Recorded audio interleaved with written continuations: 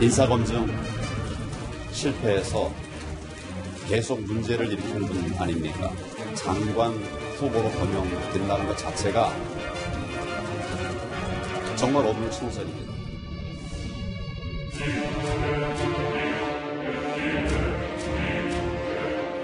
문재인 대통령께서 가장 좋아하는 두 명의 남자가 조국과 김경수다라고 하는 게 이제 여의도 정가에 워낙 퍼져 있는 소문들이거든요.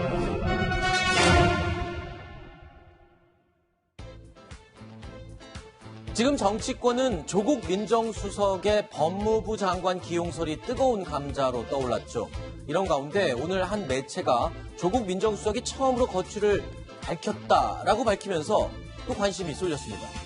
지금 이 이야기부터 한번 해보겠습니다. 이재용 차장. 예. 그러니까 오늘 일간지에 예. 조국 민정수석이 법무부 장관 발탁 가능성을 시사했다. 본인이 밝혔다. 뭐 이런 보도 내용이 나왔어요. 그러니까 예. 조국 수석의 발언이에요. 난 입법부형 인간이 아니라 행정부형 인간이다라는 말을 했다는 거잖아요. 그러니까 저 발언만 딱 봤을 때는 입법부형이라는 건 당연히 국회겠죠. 그럼 그렇죠. 총선에 내년 총선에 출마 마음이 없고 이 행정부형 인간이라는 건 바로 지금 간 논란이 되고 있는 그렇죠. 법무부 장관에 입각하는 것에 대해서 나는 뭐 동의한 바 있다. 뭐 이런 식의 얘기로 들릴 수 있는 그렇죠. 그런 내용이 되겠죠. 그래서 지금 가뜩이나 여기에 대해서 가장 이제 지금 조국 민정수석이 선거를 앞두고 총선을 앞두고 법무부 장관을 하는 게 맞느냐 이런 논란이 있는 가운데 본인이 오히려 내가 선택한 길이다 이렇게 들릴 수 있는 그런 뉘앙스가 풍기는 보도를 해서 조진 부장도 관심을 모았습니다. 이거 보면은 딱 그런 의미로 해석이 되는 건가요? 그렇죠. 아, 그래요? 오늘 아침에 제가 가장 재밌게 읽은 기사가 됐어요. 아, 예. 왜냐하면 나는 입법부형 아닌 행정부형 이러면 본인이 스스로가 법무부 장관으로 가고 싶다는 얘기거든요. 네. 그렇기 때문에 굉장히 그 주목을 받을 수밖에 없죠. 네. 그리고 이 조국 민정수석 같은 경우에는요. 기자들이 문자 메시지나 카카오톡 메시지를 보내면 응답을 합니다. 네. 늘 응답이 와요. 그렇기 때문에 이런 발언을 기자가 지어내서 할 수는 없거든요. 아니 근데 지금 청와대 쪽에서는 조국 민정수석 측에서는 이 내용 자체가 팩트가 틀린 내용이다라고 지금 부인을 하고 있잖아요. 오전에는 그랬습니다. 네. 오전에는 그러니까 이 확인해 보니까 중앙일보 기자와 카카오톡 메시지를 주고받은 것은 13일이었다. 네. 그렇기 때문에 법무부 장관으로 볼 수 없는 것 아니냐. 이것이 이제 처음에 나왔던 해명이었어요. 예. 그랬는데 이 기자의 이야기를 들어보니까 이 신문이 5월 29일자에 조현옥하고 조국이 남는다. 네. 그래서 법무부 장관 가는 거 아니냐 이렇게 물어봤다는 거죠. 네. 그렇기 때문에 거기에 대해서 분명하게 답이 온 거고요. 고민정 청와대 대변인도 13일 날 조국 수석이 한 발언이 맞다. 이렇게 또 확인을 했습니다. 네. 아니 근데 기자들이 이 발언이요. 네. 법무부 장관설과 무관하다는 대화냐 그런 뜻이냐라고 이제 추가 질문을 했는데 거긴 또 이제 뭐 대답할 수 없다라고 반복을 했다라는 거거든요. 조국 수석 측에서. 확인을 안 해준다는 것이 이미 확인이 된 것이죠. 이것이 이제 언론에서의 검증 과정을 거치는 건데 우리가 이게 또 상당히 저는 이게 이채롭습니다. 왜냐하면 입법부형이냐 이 행정부형이냐 처음 들어보는 이야기입니다. 네. 뭐 20년 전간 여론조사를 해봤지만 이런 질문을 설문조사에 넣지도 않아요. 근데 뭐 새벽형 인간이냐 심야형 인간이냐 뭐 저는 새벽형인데 별 관심 없으실 테고 이 카드를 보면 네. 그러니까 입법부가 아니다는 이야기는 입법부는 PK를 의미하는 걸 겁니다. 총선 때. 그러니까 이제 PK가 아니라 이 행정부다. 이건 이제 전국적인 카드를 꺼내든 것이죠. 네. 그러니까 PK 지역의 민심을 업시키는 역할이 아니라 이제는 검찰개혁이라는 카드를 꺼내들면은 이게 중도층을 자극할 수 있거든요. 네. 그러니까 이게 여론조사의 데이터를 분석을 해봤을 때 오히려 PK 한 지역이 아니라 내년 총선은 오히려 중도층을 결집시켜야 된다. 외연이 확대되어야 된다. 이런 의미로도 충분히 좀 해석해 볼 수 있을 것 같습니다. 네.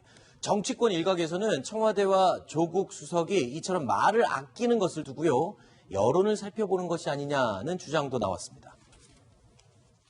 그러니까 문재인 대통령이 이제 대통령 취임 직후에 가장 좋아하는 사람이 누구냐 했을 때 조국 민정수석하고 지금 김경수 경남지사하고 두 사람이라는 거거든요.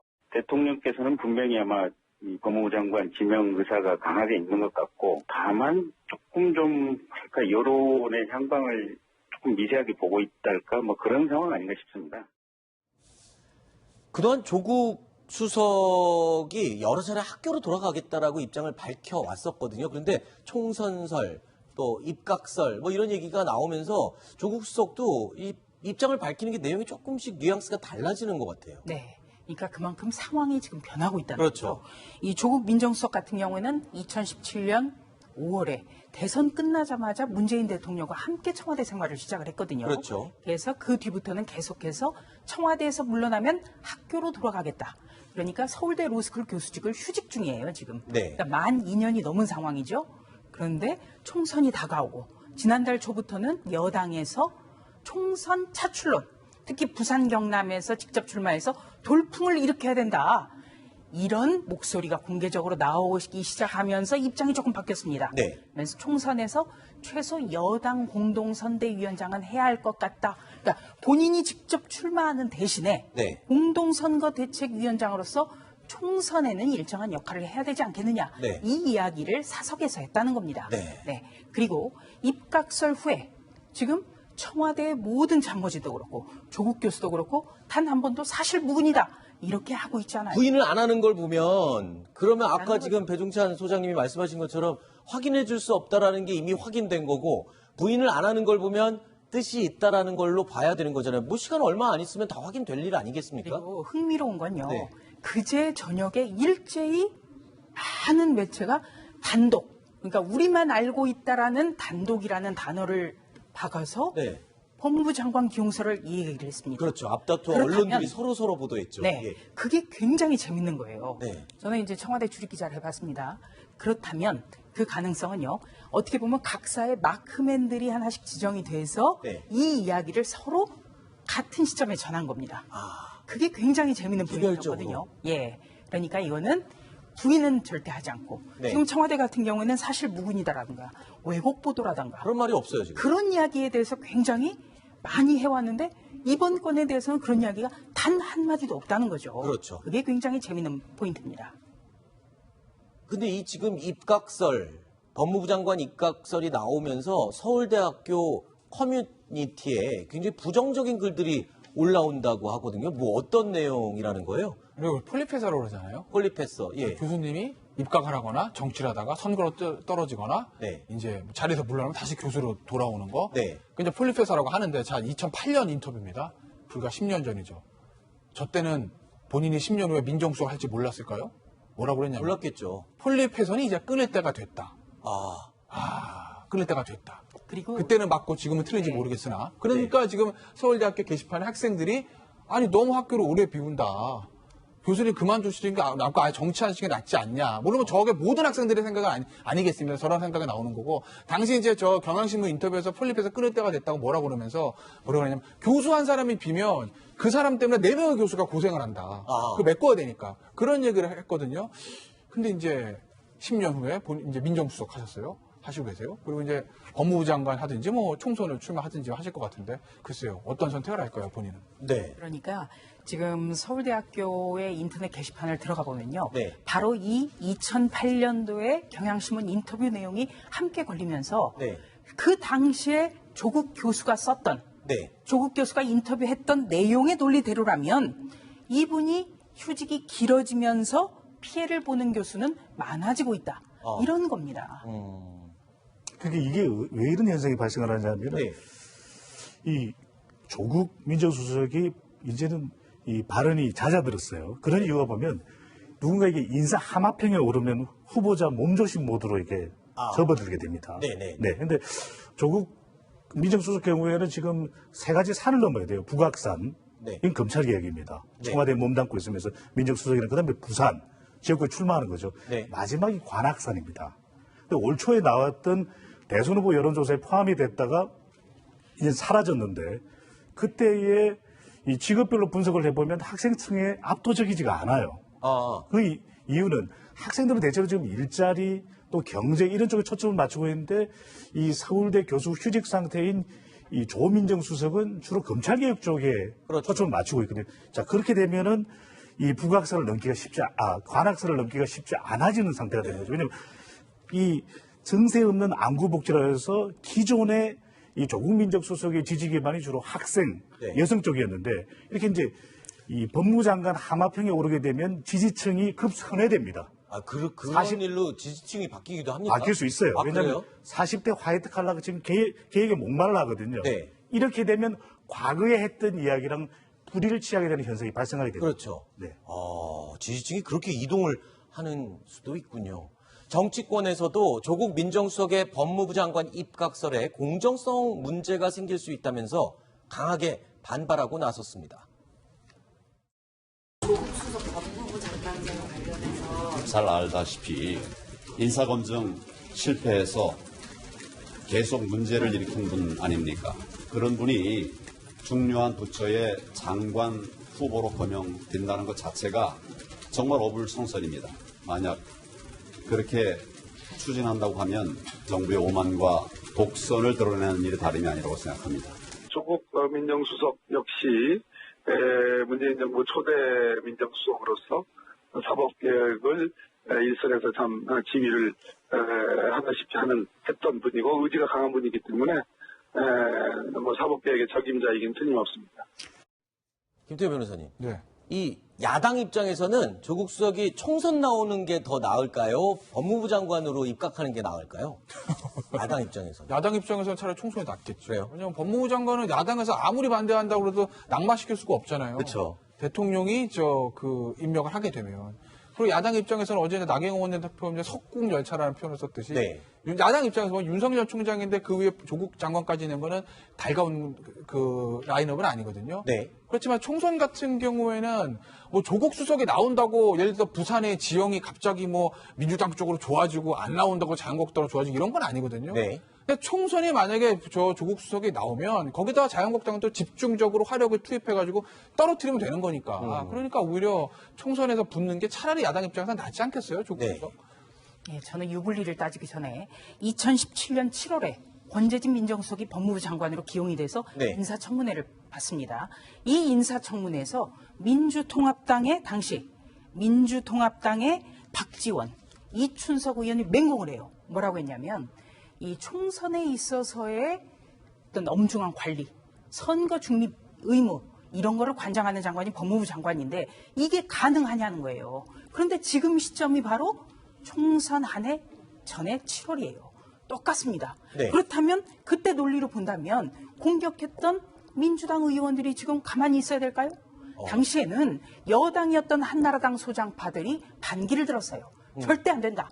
우리가 왜 선거 중립 의무의 논란을 일으켜야 되느냐. 네. 그런 일도 있었고요. 두 번째는 제가 오늘 깜짝 놀란 게 조국 민정수석이 사석에서 했다는 이야기가 오늘 중앙일보에 또 실렸습니다. 네. 뭐라고 했냐면요. 강력한 인사권을 가져야 검찰개혁을 할 수 있다. 이거는 어떻게 보면 이 정권에 충성하는 검사들로 주요 자리를 채워야 뜻하는 이 정부가 구상하는 검찰개혁을 이룰 수 있다. 그런, 이렇게 읽힐 수 있기 네, 때문에 오해를 받을 수 있겠네요. 서초동에서도 이 발언 때문에 굉장히 시끄러운 알겠습니다. 겁니다. 자, 이런 가운데 이 자유한국당이요. 어제 개최한 여성 행사 때문에 구설수에 올랐습니다.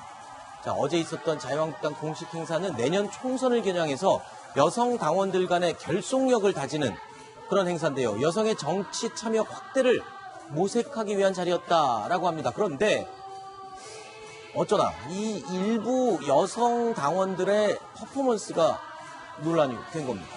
어떻게 무슨 퍼포먼스였죠?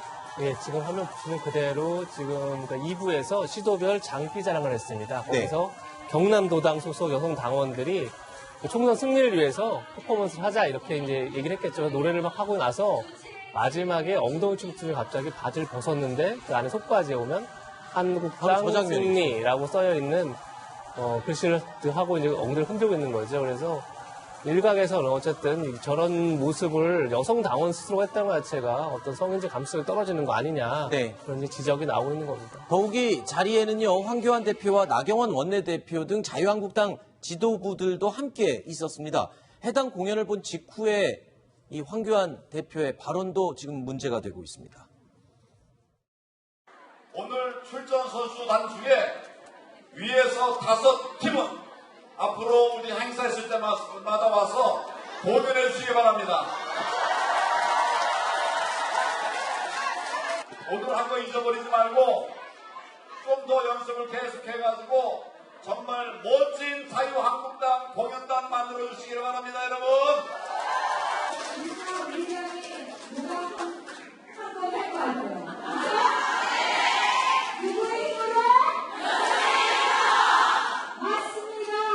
여성만이 자유한국당을 구할 수 있습니다.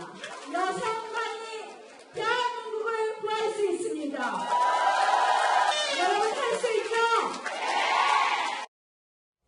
자, 논란이 불거지자 한국당 쪽에서는 예상치 못한 돌발 행동이었다라고 해명을 했어요. 그런데 지금 이 대표와 원내대표의 발언을 들어보면 저 당시에는 전혀 이 퍼포먼스가 논란이 될 거라고 예측을 하지 못한 게 분명해 보이거든요. 전혀 문제될 거라고 느끼지 않았던 분위기예요. 일단 저 황교안 대표하고 나경원 원내대표가 저 퍼포먼스를 받는 자만지는 모르겠어요. 왜냐하면 당대표나 원내대표가 행사에 처음부터 끝까지 다 있는 건 아니거든요. 네. 그러니까 일정에 따라 받는지 안 받는지 모르겠는데 일단은 봤다고 가정을 하고 말씀드릴게요. 어떤 현장에 있었으니까 어느 순간에는 두 가지인데 하나는 저 퍼포먼스를 당대표, 당 지도부뿐만 아니라 저거를 주최한 게 송희경 의원이거든요. 네. 송희경 의원도 몰랐을 거긴 할 거예요. 왜냐면은 장기자랑 하는데 어이 경남도당 너희는 뭐해? 무슨 노래 불러? 춤 못 춰? 리허설 하진 않거든요. 네. 초등학생도 아니고. 네. 그러니까 모르긴 몰랐을 건데 저는 어떤 문제를 지적하고 싶냐면 저기서 당원들의 저렇게 자발적으로 저거라고 막 웃고 떠드는 저 분위기.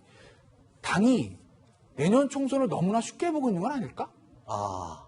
지금 막 문재인 대통령 경제 실적 때문에 경제는 안 좋고 뭐 우리가 장외 집회 하니까 분위기는 좋은 것 같고 뭔가 당 지지율 올라가는 것 같고 야 이대로만 하면 내년 총선 이기는 거 아니야? 라고 너무 쉽게 생각하는 분위기가 지도부, 의원, 당협위원장, 당의 각 동협의회장, 사무국장까지 쫙 퍼져 있는 게 아닐까?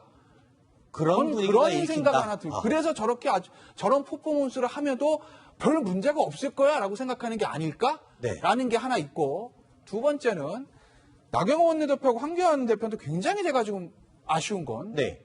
당의 행사기 때문에 찬물을 끼얹는 말을 하긴 힘들 겁니다. 그렇죠. 그건 이해는 해요. 그 자리에서는. 격렬할 수밖에 없어요. 다만 저 퍼포먼스를 봤다면 뭔가 한마디 마련했어야 된다. 오늘 여러분들 수고하셨습니다. 여성의 힘으로 내년 총선 승리합시다. 자유한국당 할 수 있습니다. 다만 일부 좀 과한 퍼포먼스가 있었던 것 같은데 그런 것들은 좀 자제해 주시기 바랍니다. 이 말이 힘든가요? 그렇군요. 그 말 한마디였으면 좀 뭔가 많이 상쇄가 됐을 텐데 말이에요. 이게 분위기 파악, 현장감 이런 이야기를 하게 되거든요. 네. 그러니까 대체적으로 어떤 정치적인 이 파장이 있을 때 언론을 탓하고 여론조사를 탓하게 되는 경우가 좀 피곤해졌다는 이야기예요. 본인 스스로 힘들어졌다. 네. 그런 방증이 되거든요. 그러니까 이게 지금 창원 축구장에서도 분위기를 잘 파악이 안 됐고 네. 이번의 경우에도 엉덩이 춤 외에도 다양한 다채로운 퍼포먼스 얼마든지 가능하거든요. 그런 걸 통해서 던지는 메시지가 있는데 그런데 여기서 중요한 것은 뭐냐면 이런 행사도 저러한 퍼포먼스가 모두 정치적 메시지가 됩니다. 네. 그렇다면 이러한 행위를 했을 때 누가 섬뜩해지냐면 중도층이거든요. 네. 좀 더 퍼포먼스는 점검했었어야죠. 네. 자, 한국당의 해명에도 불구하고 이 엉덩이 춤 논란은 계속 이어지고 있습니다. 어제 당에서 공식적인 입장을 밝혔습니다. 그것으로 대신하시면 될 것 같습니다. 예, 수고들 하세요. 아까 잠깐 언급을 했는데 이 입장을 발표하면서 국회에서 열린 행사에서 이번 논란에 대해서 불쾌해하고 그리고 또 언론을 탓하는 듯한 발언을 했어요. 그러니까 언론이 좌파에 장악돼서 좋은 메시지를 내놓으면 하나도 보도가 안 되고 실수를 하면 크게 보도가 된다라면서 언론 탓을 했거든요. 어떻게 황 대표 보십니까? 입장에서는 최근에 뭐 아들 저스펙 입사 논란도 있었고요. 그다음에 네. 외국인 노동자 임금 차별 논란도 있었고 여러 가지 본인이 말할 때마다 본인이 느낄 때는 본인의 의도와는 다르게 해석되고 그것이 다 확대되고 정책 쟁점화되고 하는 것에 대해서 이제 약간 뭐 서운함도 있을 테고 그리고 어떻게 보면 어제 행사 같은 건 내부 행사에서 순간적으로 돌발적으로 일어났기 때문에 그것을 뭐 통제하고 할 수 없는 상황이었는데 네. 그런 것까지를 다 일일이 문제 삼는 것에 대해서 좀 뭐 불쾌하거나 혹은 서운할 수 있겠죠. 네. 근데 아까 배정찬 소장 얘기한 것처럼 지금은 총선을 앞두고 사실 하나하나 행보가 민심에 굉장히 중요한 영향을 미치죠. 네. 그렇다 그러면 하나하나가 어떻게 국민에게 보일지에 대해서 늘 고민해야 되는데 그런 점에서 조금 부족함이 있다라는 생각이 들고 다만 그럼에도 불구하고 이제 내부 행사에서 벌어진 일들을 제가 지난번 사실 이해찬 대표가 내부 행사에서 100년 집권을 막 얘기했습니다. 근데 그랬죠. 그걸 또 야당에서 굉장히 크게 비판을 했었는데 저는 그 자체 약간 좀 무리함도 있다는 생각도 듭니다. 그러니까 총선을 앞두고 있기 때문에 어떻게든 중도층을 끌어안기 위한 민심 전쟁을 할 수밖에 없는 그런 상황이 있지만 내부 행사와 또 외부의 메시지는 좀 구분할 필요도 있지 않나 하는 생각도 듭니다. 네. 아니, 근데 저는 저 이야기를 보면서 깜짝 놀랐어요. 정말 황교안 대표가 정말 오만해졌구나. 네. 네. 굉장히 위험한 발언이에요. 언제 언론이 어느 쪽에 장악이 됐습니까? 그러니까요. 네. 채널A, 동아일보, 대부분의 매체가 다 그래요. 언론의 본연의 사명은 CCBB를 가리는 겁니다. 네. 잘못하면 잘못했다고 하는 거예요. 그런데 그거를 좌파에 장악돼서 이거는 언론 전체를 다 등 돌리게 하는 거예요. 언론의 기능은요, 여론의 1차 창구입니다. 그렇죠. 그러니까 언론에 어떻게 비춰지냐에 따라서 국민들이 알게 되는 그런 효과가 있는데 네. 이것은 언론을 완전히 등지는 것. 말하는 이것이 나온 대신- 거는 네. 오만해진 겁니다. 이 말하는 대신 미처 그런 행동들, 돌발 행동들을 체크하지 못했고 또 현장에서 그 문제가 될 것을 미리 예측하지 못한 우리의 잘못입니다. 다음부터는 좀 더 적극적으로 해보겠다. 이렇게 얘기를 했으면은 그게 좀 자존심이 상하는 일일까요? 전혀 아니죠. 차라리 정치인문 1년 차다. 네. 시행착오가 아직도 그렇죠. 있다. 이렇게 했어야죠. 알겠습니다. 정치권에서도요, 한국당을 향해 비판의 목소리가 쏟아졌습니다. 박지원 민주평화당 의원은 황교안 대표의 리더십까지 지적을 하면서 실패의 길로 가고 있다라는 비판을 했습니다. 여성이 춤춘 엉덩이 거? 내놓고 춤추는 게 퍼포먼스? 예. 혁신입니까? 지금 대통령이 다 된 기분이에요. 그러니까 오만이 나오는 거예요. 솔직한 사과를 해야 되는데 네. 자꾸 변명하고 오기로 간다 이거죠. 그래서 지금 황교안 대표는 이해창의 길 플러스 박근혜의 길로 진입했다. 저는 그렇게 평가를 합니다. 박지원 의원이 원래 이 황교안 대표를 이회창 전 총재에게 비유를 했었잖아요. 근데 이제는 박근혜 전 대통령까지 끌어들여서 비유를 하고 있네요. 네. 박지원 의원의 경우에는 지금 현재 민주평화당 소속이고 더불어민주당이란 여당에 굉장히 우호적입니다. 네. 그 어떤 전략적 판단에 따른 말이라고 생각을 하더라도 이회창, 박근혜 두 분의 공통점 오만해서 망한 거예요. 네. 이회창 전 총재 같은 경우에는요. 한나라당의 당시엔 당대표보다도 훨씬 더 권위적인 이름의 총재를 오래 했습니다. 그리고 또 어떻게 보면 황교안 대표와 입문 과정이 굉장히 비슷해요. 네. 엘리트 법조인, 경기고등학교도 나왔고 국무총리도 지냈고 또 어떤 굉장히 장악력이 지금 있죠. 여러 가지 환경상. 네네. 그럼에도 불구하고 당시에 이회창 전 대선 후보가 노무현 대통령이 졌던 거는 시대의 어떤 흐름을 읽지 못하는 공감 부족이라는 거를 네. 다들 평가를 하고 있거든요. 네. 박근혜 대통령 항상 누구에게 말을 걸죠? 대변인 격이라는 얘기가 나왔지 않습니까? 네. 그런데 지금 황교안 대표 대변인한테 물어봐라. 똑같이 하고 있어요. 네. 그러니까 저런 얘기를 하는 겁니다. 그 대변인은 또 기자들이 대표를 쉽게 만나기 때문에 자꾸 문제가 생긴다고 엉뚱한 소리를 해서 민경욱 대변인 얘기인데요. 그래서 또 황당하게 만들기도 했었는데 대변인도 그렇고 당 대표도 그렇고 지금 언론과 여론과 좀 등을 돌리고 담을 쌓으려는 분위기가 감지돼서 조금 고개가 갸우뚱합니다. 김태현 변호사님. 네. 근데 이 황교안 대표의 리더십이 당 내에서도 지금 비판 의견이 나오고 있어요. 장제원 의원이 또 울고 싶다고 그랬다면서요. 어제 이제 이 장제원 의원의 어제 그 퍼포먼스에 대한 반응들이 이제 네. 많이 됐어요. 좀 울고 싶다라는 얘기 하죠. 그러니까 안에서는 선별적 국회 등원의 초유의 민망함을 감수하고 있다. 그러니까 어젠가요? 저희가 말씀을 드렸는데 장제원 의원이 야 차라리 이거 무조건 그냥 들어가자. 그렇죠. 합의안 찍고 그거 받지 말고 이런 얘기까지 했어요. 그러니까 본인 입장에서 보면 선별적 국회 등원이 민망하다라는 거죠. 네. 그 얘기 깔고 그렇게 원내에서는 싸우고 있는데 밖에서는 철 좀 들어라는 비판을 받는 퍼포먼스를 벌여야 한다 이런 얘기를 합니다. 울고 싶다라는 거예요. 장제원 의원 지역구 어딘지 아시죠? 부산 사상입니다. 네. 아시겠지만 장제원 의원은 거기서 재선 의원이지만 아버지 때부터도 부산에서 국회의원을 했기 때문에 굉장히 지역 기반이 탄탄합니다. 그리고 부산이에요. 소위 말하면 자유한국당에서 굉장히 좋은 지역입니다.